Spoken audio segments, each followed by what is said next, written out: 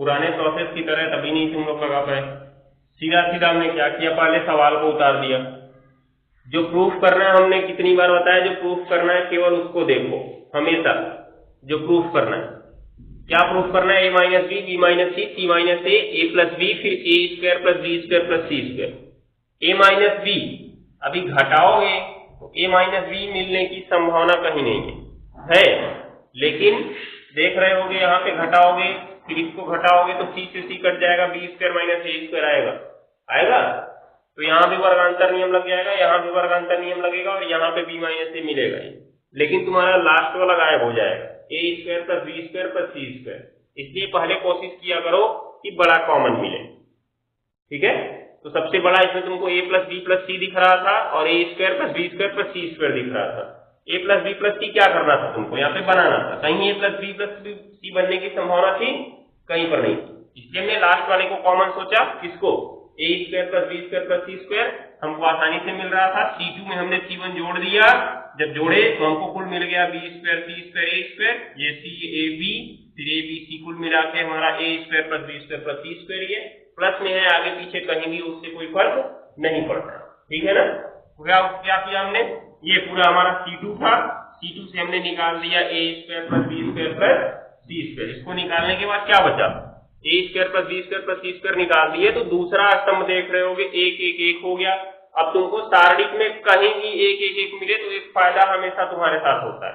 सारणिक में पहला काम क्या करो, तुम्हारा तो पहला टारगेट है कि जीरो करना है, लेकिन जीरो तो डायरेक्ट कर नहीं सकते हो कि जीरो का गुणा कर दें जीरो हो जाए, ठीक है। इसलिए हम पहला काम एक करने का प्रयास करते हैं। कितना करने का, एक। अब जब एक हो गया तब उसे हम घटा के आसानी से क्या कर सकते हैं, जीरो कर सकते हैं। एक में से एक घटा जीरो, फिर एक में से एक घटा जीरो। इसलिए हमने R1 में से R2 घटा दिया, फिर R2 में से किसको घटा दिया, R3 को घटा दिया। घटाने के बाद हमको दो जीरो मिल गए, दिखाई दे रहा है। अब ये दो जीरो जब मिल गए तो काम हमारा आसान हो गया। कैसे, जब किसी पंक्ति या स्तंभ के दो अवयव शून्य हो गए तो अब क्या करेंगे, तीन कोटि का सारणी कितने कोटि में बदल जाएगा, दो कोटि में। क्या करेंगे इसके लिए, क्या करते हैं, तीसरा अवयव लिखते हैं, उसका चिन्ह लगाते हैं और उसकी खड़ी पड़ी बंद कर देते हैं, जो बचता है उसको लिख देते हैं, ठीक है ना। ये ध्यान देना है। तो सिंपल तरीका है, तुम एक अपना बेसिक कॉन्सेप्ट याद रखो, पंक्ति स्तंभ कैसे घटाना है, कॉमन कैसे निकालना है, बस ये सीख लो, बाकी सारे सवाल तुम्हारे लग जाएंगे, हो जाएगा। या तो एक्स वाई वाला सवाल पूछा जाएगा एग्जाम में, या तो तुमसे ए बी वाला सवाल पूछा जाएगा, इन्हीं दोनों में से कोई सवाल पूछा जाएगा, याद रखना। नोट करो जल्दी, तब आगे बताएं।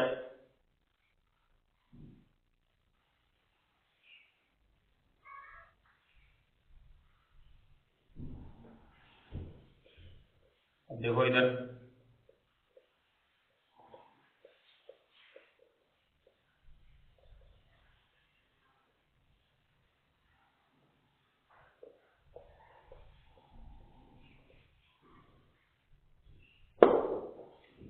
अभी देखो यहाँ पे तुम्हारा R1 से क्या कॉमन हो रहा था, R1 वाले में तुमको इसमें भी a माइनस बी दिखा था, उसमें भी a माइनस बी दिखा था। तो R1 से a माइनस बी कॉमन करोगे, वो R2 से क्या कॉमन करोगे, b माइनस सी कॉमन करोगे, ठीक है। अब क्या होगा, ध्यान से देखना, पहले a square plus B square plus C square लिख दो, फिर a माइनस बी कॉमन किए, b माइनस सी कॉमन किए, ये ना। अब क्या बचेगा, सारणी के अंदर क्या बचा, इसमें a माइनस बी निकल गया तो a प्लस बी बचा, और इसमें जीरो बचा, और इस वाले में क्या बचा, माइनस सी, ठीक है। उसके बाद तुम्हारा बीच वाले में b प्लस सी बचा हुआ है, फिर जीरो, और फिर क्या, माइनस a, और लास्ट वाले का क्या है, सी स्क्वायर एक, और यहाँ पे ए बी। अब तुम देख रहे होगे कि जो इसमें C2 है, इसका दो अवयव शून्य हो चुका है, इसका मतलब अपनी प्रक्रिया कर सकते हैं। तो लिखेंगे यहाँ पे, चूंकि C2 के दो अवयव क्या है, शून्य हो चुके हैं। अब अब थोड़ा यहाँ पे ध्यान से देखना, तरीका तनिक बदलेगा। इसलिए अब क्या कर सकते हैं हम, a square plus B square plus C square, फिर ए माइनस बी और बी माइनस सी। जिसके दो अवयव शून्य हो चुके हैं उसका तीसरा अवयव लिखोगे, ठीक है ना। तो क्या लिखोगे, एक लिखोगे, तीसरा अवयव लिख दो उसका एक, लेकिन साथ साथ उसके विस्तार का चिन्ह पता होना चाहिए जो कि उल्टे एस के आकार में चलता है पहले अवयव से शुरू करके, ठीक है ना। तो क्या होगा, देखो यहां से, यहां शुरू करोगे, इसका प्लस, इसका माइनस, फिर इसका प्लस। अब इसका चिन्ह मत देखना कि यहाँ माइनस है, तुमको अपना नियम याद रखना है, प्लस माइनस प्लस, फिर नीचे आ जाओगे माइनस, फिर प्लस, फिर माइनस, फिर यहाँ प्लस, उसके बाद यहाँ पे क्या आएगा, माइनस। विस्तार का चिन्ह हमने निकाला था ना इस तरह से सारणिक में, प्लस माइनस प्लस, फिर उसके बाद माइनस प्लस माइनस, फिर प्लस माइनस प्लस। तो एक वाले पे देख रहे हो क्या आएगा, माइनस एक आएगा ना, तो माइनस सामने लगेगा यहाँ पे, हो गया। उसकी खड़ी पड़ी बंद की जाए, माइनस की खड़ी ये हो गई खड़ा लाइन, और माइनस एक की पड़ी ये हो गई, दिख रहा है ना, मतलब ये बंद हो गया और ये बंद हो गया, तो दो ये दिखे, दो ये दिखे, कौन कौन से, एक दिखा तुमको a प्लस बी और दूसरा दिखा माइनस सी, एक दिखा b प्लस सी और ये दिखा यहाँ पे माइनस ए, दिख गया ना। अब क्या करना है ये ध्यान से देखो, इसको कोष्ठक बंद कर लो। तो a square plus B square plus C square, फिर ए माइनस बी और बी माइनस सी। इसमें तुम माइनस एक को पहले लिखोगे, मझला कोष्ठक लगाओगे, माइनस ए का गुणा कराना है ए प्लस बी में, तो ऐसे लिखा जाए। उसके बाद माइनस चिन्ह खुद लगाओगे और माइनस सी का गुणा करना है किसमें, बी प्लस सी में, करना है ना। उसके बाद देखो, फिर a square plus B square plus क्या, सी स्क्वायर, हो गया। दूसरे में बचा तुम्हारा ए माइनस बी और इसमें बचा बी माइनस सी। तो ध्यान से देखना, माइनस एक तो बचा हुआ है, चाहो तो उस माइनस को तुम सीधे सीधे बाहर भेज सकते हो, ऐसे बाहर, माइनस को बाहर कर दें एकदम, क्योंकि पूरे में गुणा है ना माइनस एक का, तो माइनस तुम्हारा एकदम बाहर आ सकता है। एक का गुणा करने से कोई फर्क पड़ता नहीं है, इसलिए माइनस की केवल बाहर ला रहे हैं, या माइनस एक की ला देते हैं, अभी बाद में कर लेंगे तो आसानी से समझ जाओगे। माइनस एक को बाहर ला देते हैं, इसमें माइनस ए का गुणा ए में ए स्क्वायर, फिर माइनस इसमें ए बी और minus minus plus B C और फिर माइनस माइनस प्लस क्या, सी स्क्वायर, हो गया ना। अब क्या करें,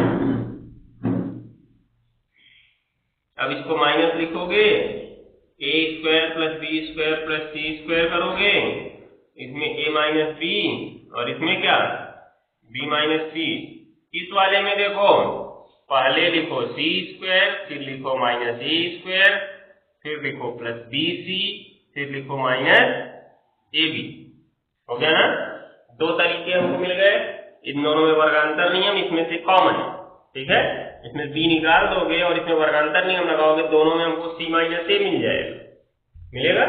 तो सी माइनस ए निकाल दोगे तो दूसरे में सी प्लस ए और प्लस इसमें से बी बच जाएगा, मतलब ए प्लस बी प्लस सी जो कि ले आना है ऊपर, ठीक है। बस क्या करें, ये वाला लगा लिया ना इतना।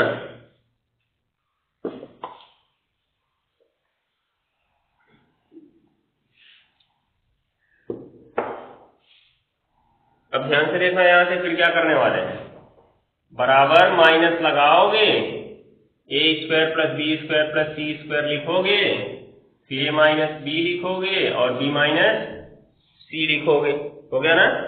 तो बचेगा क्या अंदर, वर्गांतर नियम इन पहले दोनों वाले में लगा दो, जैसे भी वर्गांतर नियम यहाँ पे लगाए, ए स्क्वायर माइनस बी स्क्वायर का सूत्र एक कोष्ठक में प्लस बी, दूसरे में माइनस बी, वैसे ही सी स्क्वायर माइनस ए स्क्वायर का सूत्र क्या होगा, एक कोष्ठक में सी प्लस ए और दूसरे कोष्ठक में सी माइनस बी, और प्लस बाकी के दोनों में से b कॉमन हो रहा है तो b कॉमन कर लो, तो क्या बच गया उसमें भी c माइनस a बच गया। देखो b निकल गया दोनों में से, तो इसमें c बचा और इसमें क्या बचा a। हाँ ठीक है। तो अब ध्यान से देखो, ये एक पद मिला और ये दूसरा पद मिला, c माइनस a दोनों में मिल गया है, उसको कॉमन कर लो बाहर, तो बचा क्या minus a square plus B square plus C square, इसमें a माइनस बी और इसमें b माइनस सी और इसमें क्या होगा c माइनस a, तो इसमें क्या बच गया c plus a plus b, अर्थात कहें तो a plus b plus c हो गया। बच्चे इनको प्रूफ करना था, इक्वल RHS प्रूव्ड, नोट कर लो।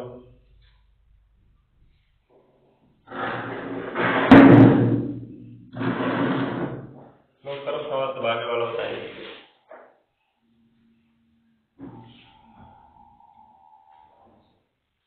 देखो सवाल नंबर 24, सवाल नंबर 24 कहता है सिद्ध करो कि log x है, फिर log y है और log क्या है z है, फिर उसके बाद p है, q है, r है, फिर एक है, बराबर क्या ले आना है 0। एक सारणी दी है, इसके बराबर 0 ले आना है। अब इसी से काम नहीं करना है, इसके लिए कुछ शर्तें सवाल में ऊपर दी गई हैं, सवाल में ऊपर कुछ शर्तें दी गई हैं, उनको ध्यान से पढ़ो। कह रहा है यदि किसी जीपी का पीवां पद, क्यूवां पद और आरवां पद क्रमशः एक्स, वाई और क्या है जेड है, ठीक है ना। तो सबसे पहला काम तो ये ध्यान दो कि जीपी के बारे में तुम क्या जानते हो। जीपी का यहाँ पे कह रहा है पीवां पद, क्यूवां पद और आरवां पद, तो पहले जीपी के बारे में तुम जानते हो, क्योंकि जीपी का एनवां पद टीएन करें, टीएन बराबर ए इंटू आर की पावर एन माइनस 1, इतना होता है। अब तुम लिखोगे दिया है पहला नंबर ध्यान से देखना, कौन सा पद दिया है पीवां पद दिया ना। पीवां पद, अगर पीवां पद लिखोगे तो उसे क्या प्रदर्शित करोगे टीपी, एनवां पद लिखे तो टीएन लिखे, पीवां पद लिखे तो क्या लिखेंगे टीपी बराबर कितना दिया है एक्स दिया है सवाल में, कहा ना पीवां पद, क्यूवां पद, आरवां पद क्रमशः एक्स, वाई और जेड है, तो पहले जो एक्स है इसको देखो। अब टीपी का सूत्र क्या बनेगा यहां से बनाओ। टीएन का सूत्र क्या था ए इंटू आर की पावर एन माइनस 1, जहां तुम्हारा या ऐसे लिख सकते हो, माना जीपी का प्रथम पद बराबर ए, एक minute, P Q R small सवाल में दे दिया ना, तो इसको कैपिटल ए मान लो, क्या मानोगे कैपिटल ए, और सार्वनुपात बराबर क्या मानोगे कैपिटल आर। तो सूत्र यहां पे बदल लो, ए कर लो और इसको क्या कर लो कैपिटल आर, ठीक है ना। तो अब क्या बनेगा, प्रथम पद ए था, सार्वनुपात आर था और यनवा पद टीएन बराबर ए इंटू आर की पावर एन माइनस 1 था, तो पीवा पद टीपी क्या होगा ए इंटू आर की पावर पी माइनस 1 बराबर क्या है जी एक्स है। यहां से तुम्हारा काम चल गया, देख रहे होगे। लेकिन एक चीज ध्यान से देखो, जो सारणिक है उसमें log x चाहिए ना, इसमें तुमको log दिख रहा है कहीं पे नहीं दिख रहा है, तो क्या करोगे दोनों पक्षों में log लेने पर, जब log ले लोगे तो log a इंटू आर की पावर p माइनस 1 बराबर ये क्या बनेगा log x इंटू किस में बदलता है log में, log लगा होता है तो इंटू किस में बदलता है प्लस में बदलता है, तो इंटू जो है प्लस में बदलेगा और दोनों पे log अलग अलग लगेगा, log r की घात p माइनस 1 बराबर क्या बना चाहिए log x बना ना। फिर क्या होगा ध्यान से देखो, लॉग ए, लॉग में अगर ऊपर घात लगी हुई होती है तो घात कहां चली जाती है, सामने चली जाती है, p माइनस 1 लॉग r बन गया। और उसके बाद बराबर इसकी जगह क्या बनेगा, लॉग x बनेगा। हो गया, कोई फायदा दिख रहा है यहां से,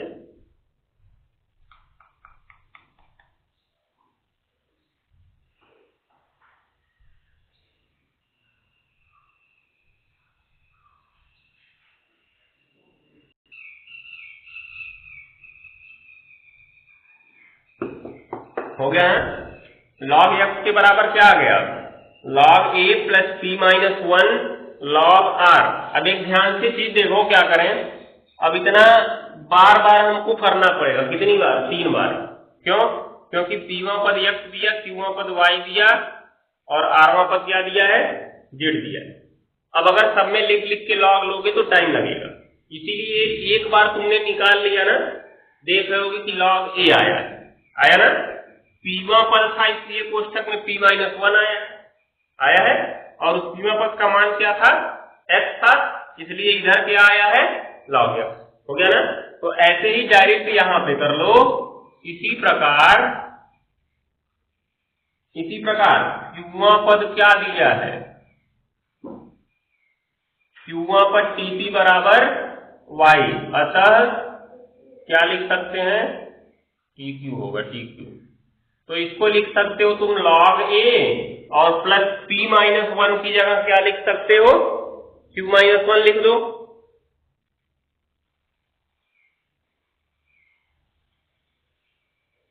देखो इसकी जगह q माइनस 1 लिख दोगे, और उसके बाद log r तो log r ही रहेगा, और बराबर log x की जगह क्या हो जाएगा, log y हो जाएगा ना।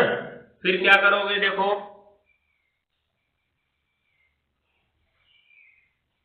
तथा rवां पद क्या दिया है जी, pr बराबर z दिया है, तो अतः जब इसको हल करोगे तो log a आएगा, और प्लस ब्रैकेट में क्या आएगा जी, r माइनस 1, और ये क्या आएगा, log r, और इधर क्या आएगा, log z। हल करने का मन करेगा तो सबका सूत्र बना के इस तरह से log लेके हल करना, लेकिन कोई जरूरी नहीं, हमको तो इससे मतलब थोड़ी ना, हमको तो मेन मतलब सारणिक से है ना, हमको तो केवल log x, log y और log z का मान निकालना था।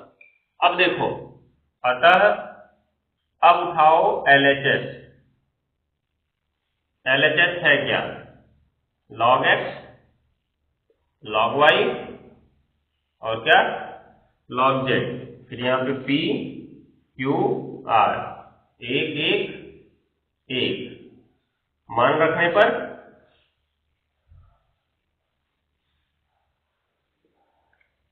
मान रखोगे तो क्या होगा,